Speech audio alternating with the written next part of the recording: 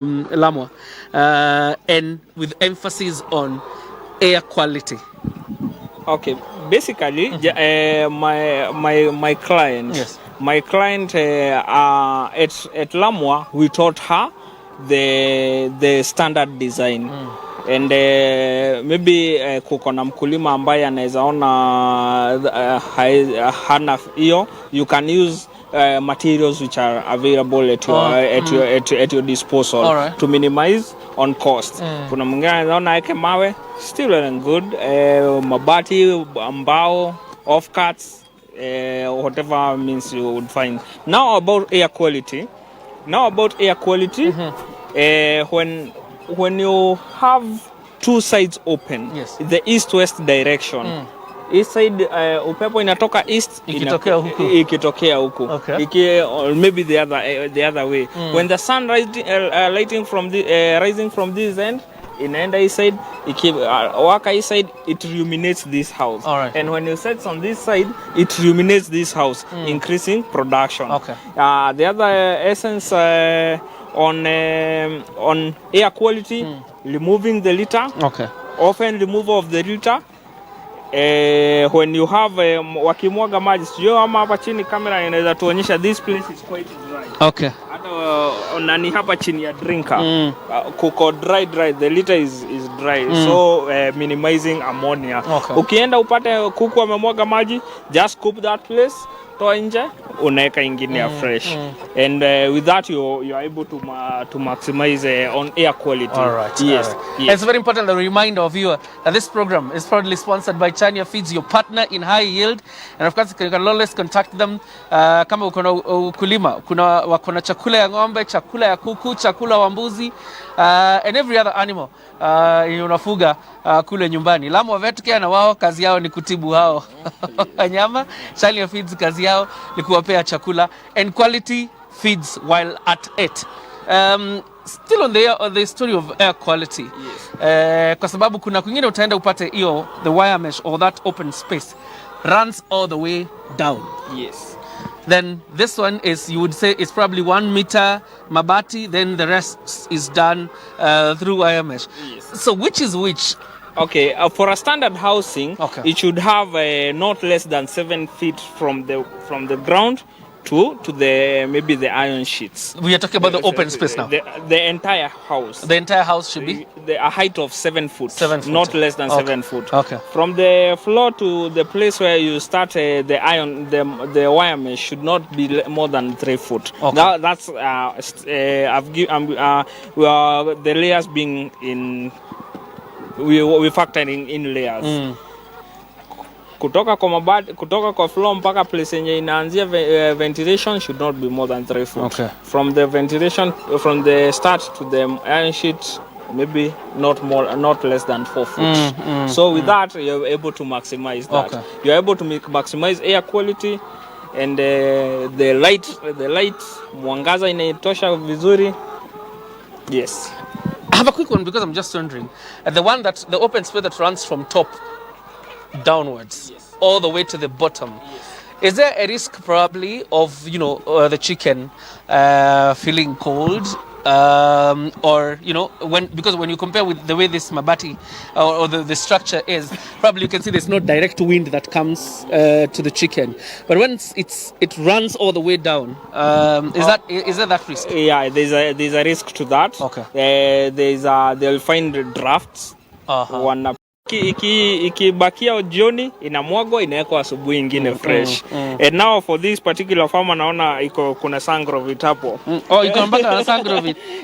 Iko na sangrovit ndio maana ina change color. Yes. Yeah, so when you have that air water quality ambayo iko free from magonjwa, yes, you'll minimize Lamwa vet visit over treatment, antibiotics, which is not right. All right. Wacha tupatie kuku wetu quality water and off antibiotics, off wacha ni mara moja ninaitiwa tray ya mayai nisiwe naitiwa kukuja kutibu kuku na tumewapatia maji si safi. Clean your drinkers. Rinse them with water that has some disinfectant, and then have the bird will enjoy. The bird will enjoy. What is the risk of giving chicken probably water that is not, that clean? The clean standard that we take. Yes. What is the risk of not giving them such? When the cuckoo misses quality water, you'll tend to have hapa chini.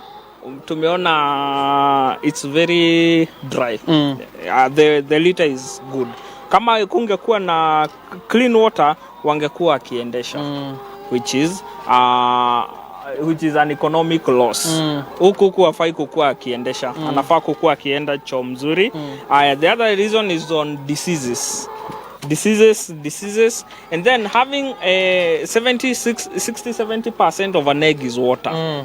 So so when you minimize that, you'll definitely cut on production. Right. You'll just be going at losses all through. Okay. Yes. Quite fantastic. I don't know how much time we have before we take a breather, but we are now deep into the issues of feeding. Karibia pande hii Benson, so that we talk about feeding, and probably Lamwa will give you space here just a bit.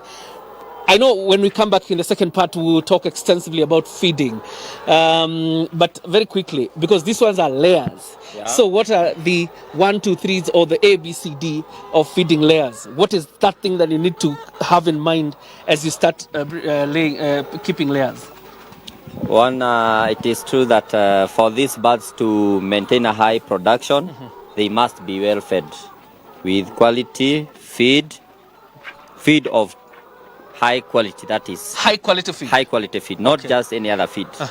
And one thing that you should be considering when it comes to feeding is that these birds they have a standard. We have what we call breeder's standard.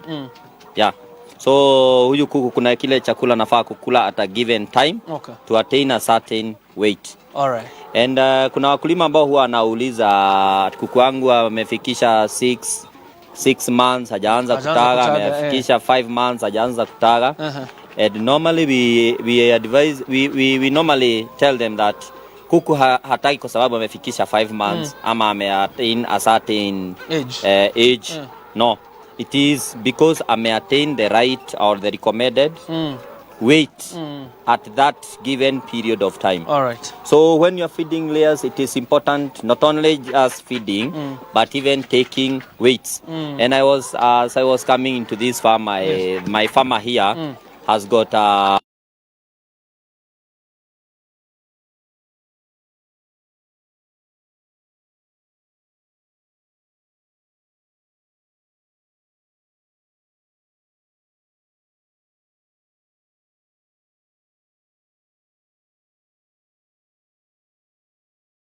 laying. Yes. And I'm sure we'll talk about that. But very quickly, Faith, because I'm just wondering, when you brought these birds here, and they're 1,000, wanataga wote ama kuna wale tu ni chakula yako tu wanakula? Okay. Kwanza kabisa walianza kutaga, si wote walianza kutaga. Sio wote. Walianza in stages. Okay. But from the time walianza kutaga up to this point, 95% wanataga. Yes. 95% wanataga. Yeah. So what is the, probably ukiongea na veto wako, hii 5% kwa nini hawatagi?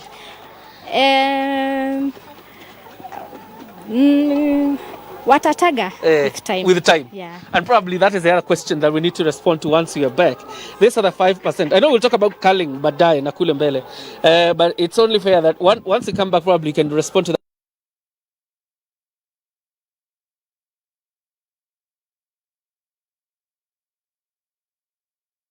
All the animals, but currently we have feed for poultry, feed for broiler poultry also, feed for dairy, and for pigs.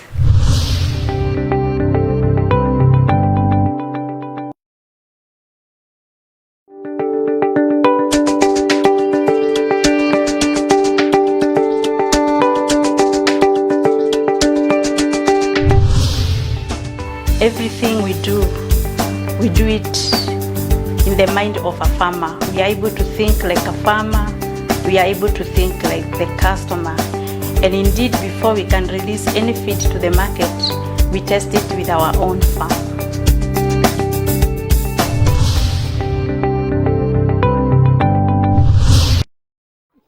Welcome back to Vetcare Call, and of course, this is the last, very last session.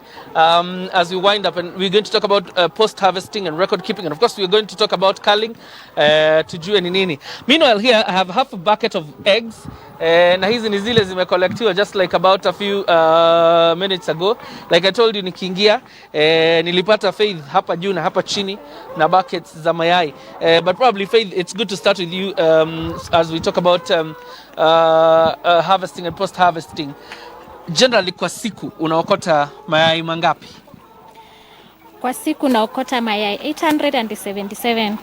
877. Yes.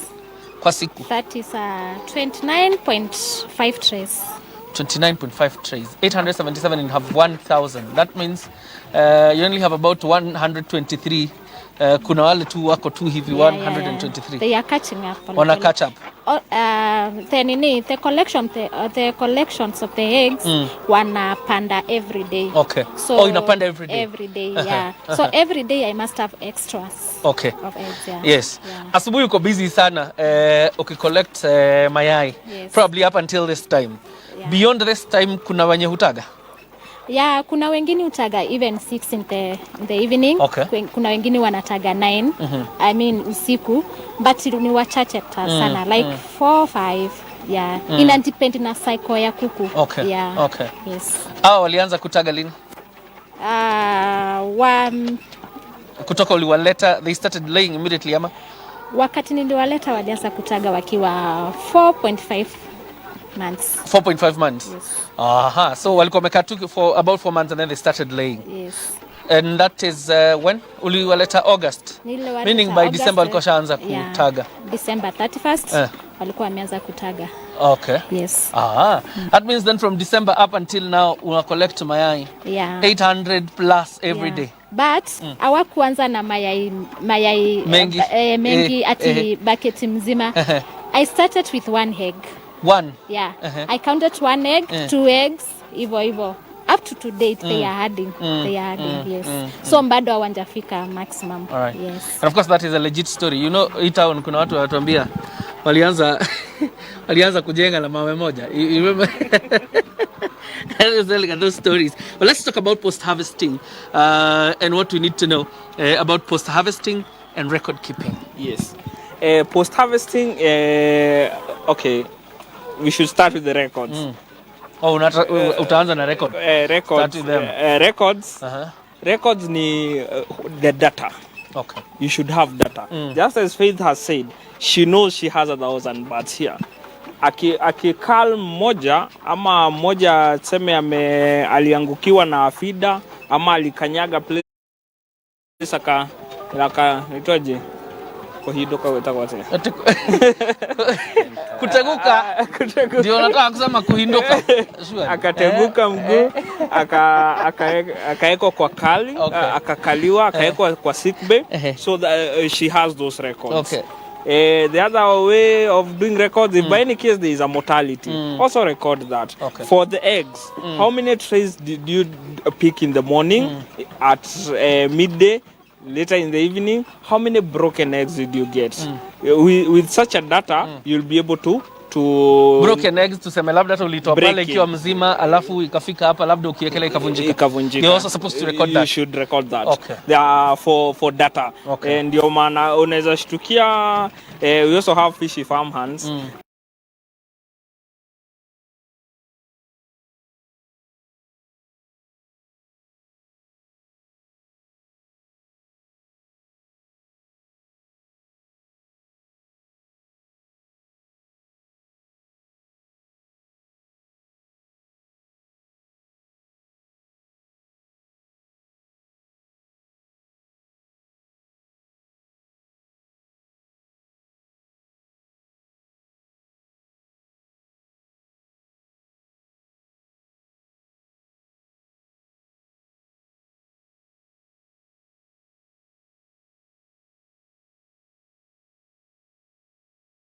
Very straight. You should also have a Lamwa Vetcare record. Akikuja to your farm, anakuandikia what did you see, what should you work on. If it's a disease, how will you manage the disease not to recur again. A vaccination schedule record. Today you did the gumboro, you tick. That's also records. Okay. And with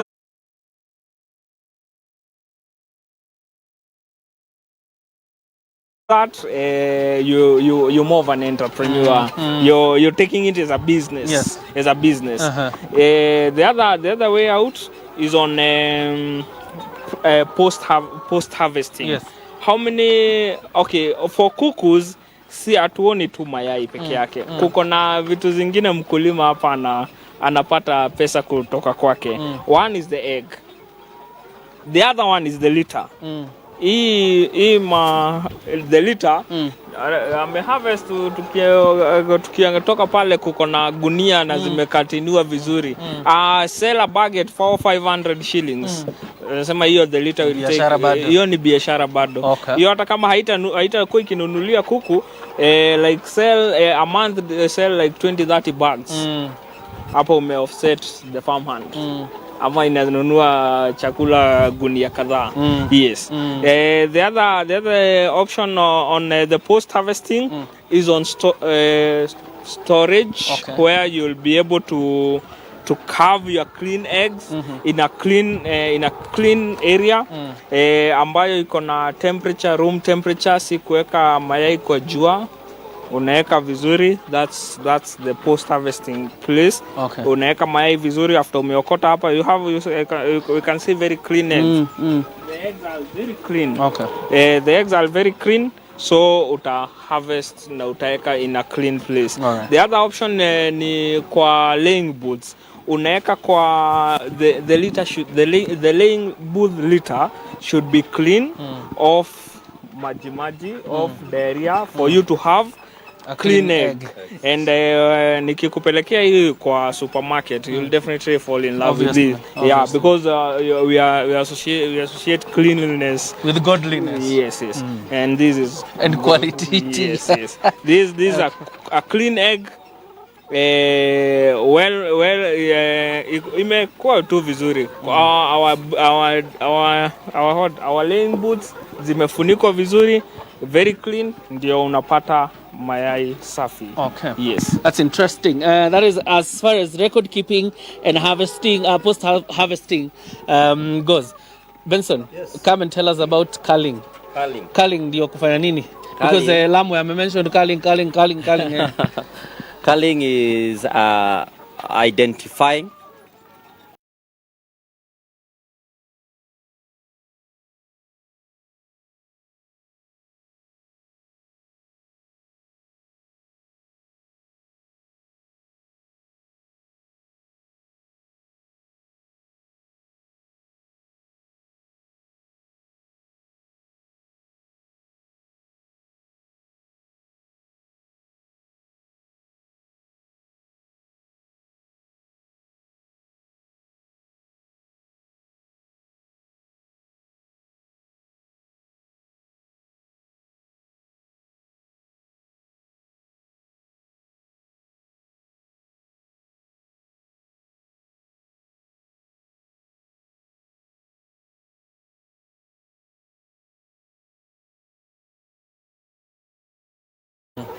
but still we can identify birds which are also not performing. Yani napata sasa ni kama anataka kulalia mayai. Na huyu sio kuku wa kienyeji. Ameletwa hapa ili kazi yake ni kutaga mayai. Alafu wakati mwingine unampata ameingia pale kwa laying nest.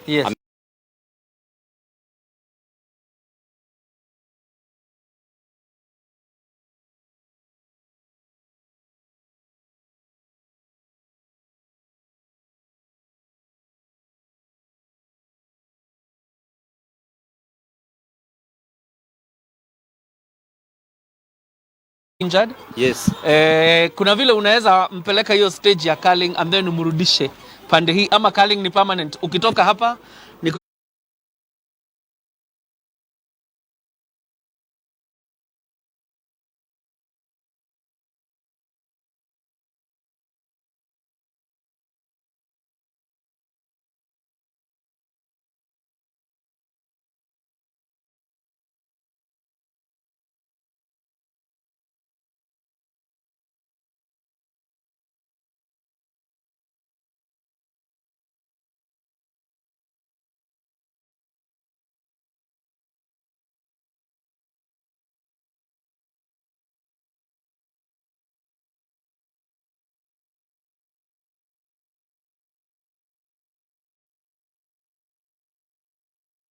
kwenda ukiendaga?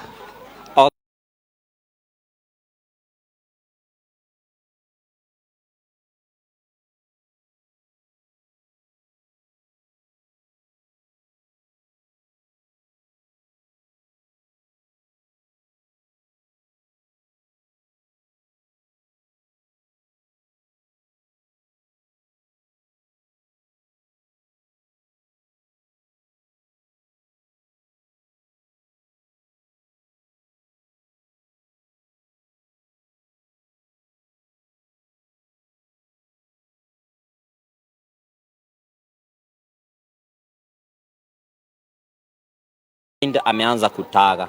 So in that case unaweza mrudisha kwa banda. Alright. But maybe for the injured birds, mwenye unaona kabisa maybe imeenda to an extreme yenye maybe hawezi recover vizuri. Sasa hiyo unaweza hata isolate kabisa, hata umchije mkule nyama. Good. Hapa ndio nilikuwa nataka ufike. That is so if what is permanently condemned can become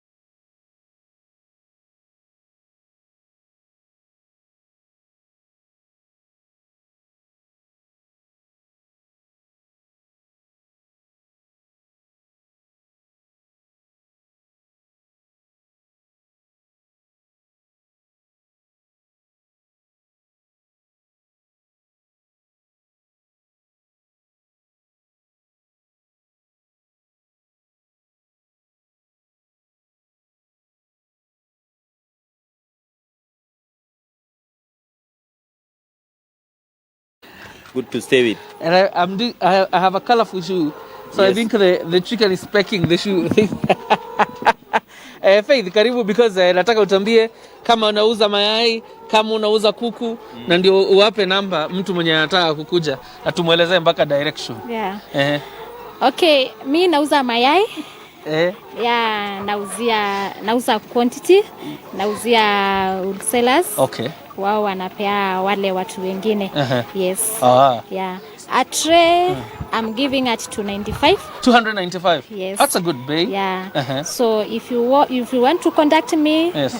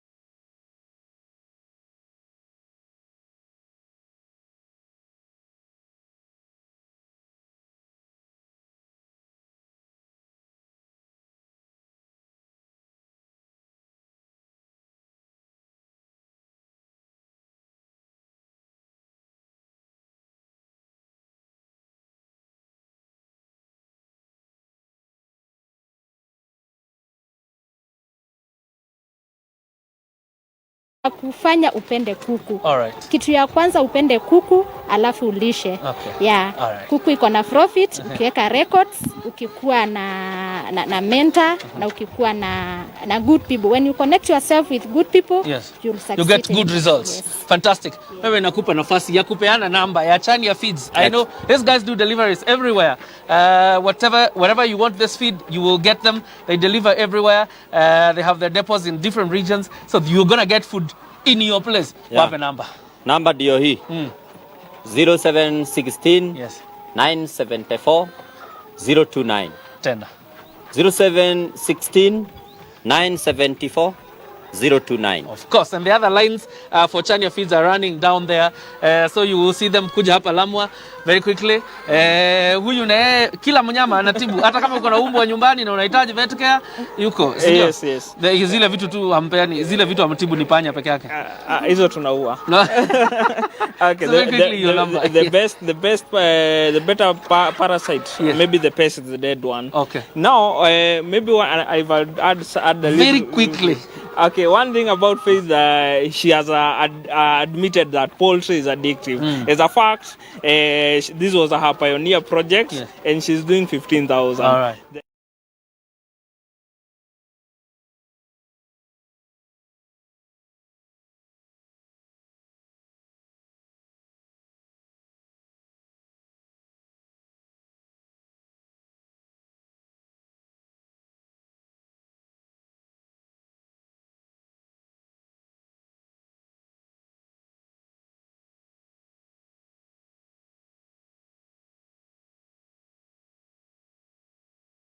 Best by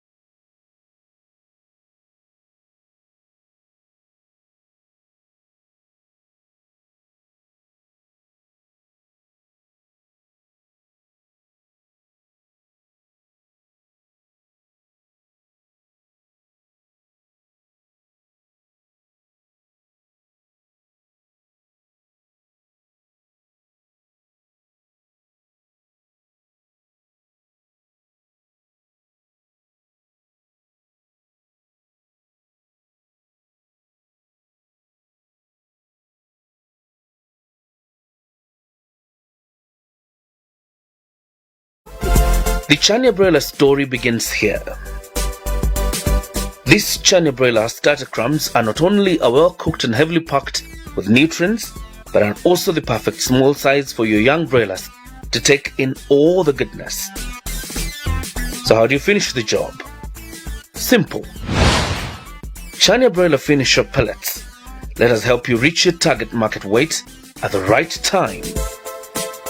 Chania Feeds, your